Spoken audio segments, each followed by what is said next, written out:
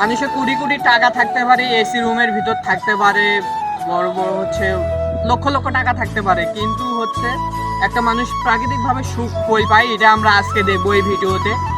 চলুন আমরা ওই বৃদ্ধ দাদার সাথে কথা বলি। দেখতেছি অনেক আরাম আয়েশ ভাবে প্রাকৃতিক ভাবে বাতাস খাচ্ছে এক নিরলয় টঙ্গে বসে তিনি।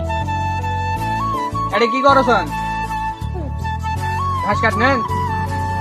এ হলো কথা হচ্ছে, মানুষ তো হলো বিল্ডিং 5 তলা 7 তলা থাকে, এসি রুমের ভিতর থাকে।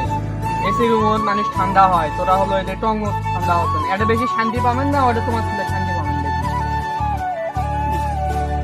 দাদার সাথে অনেকক্ষণ গল্প করলাম, এতে বুঝলাম আমাদের যতটুক আছে এতটুক নিয়ে আমাদের সন্তুষ্ট থাকার দরকার। যতটুক আল্লাহ তাআলা আমাদেরকে দিছে এটা নিয়ে আমাদের সুখী থাকার দরকার। লাখ লাখ টাকা বাড়ি গাড়ি দিয়ে সুখ শান্তি পাওয়া যায় না।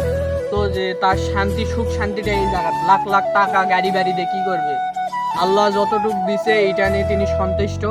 আর হচ্ছে যে প্রাকৃতিকের মাঝে যে বাতাসটা খাচ্ছে, এটা মানুষ কোটি কোটি টাকা দিয়েও এরকম প্রাকৃতিক সুখ শান্তিটা পাবে না। সেই সুখ শান্তিটা যে দাদা পাচ্ছে, দাদা হচ্ছে অনেক সুখী ব্যক্তি। সুখী নয় দাদা? আল্লাহ তাআলা আপনার যতটুক দিছে আপনি আপনার জায়গা থেকে এই মানুষটার মতন সত্যি সুখী ব্যক্তি কি আমাদেরকে কমেন্টের মাধ্যমে জানাবেন।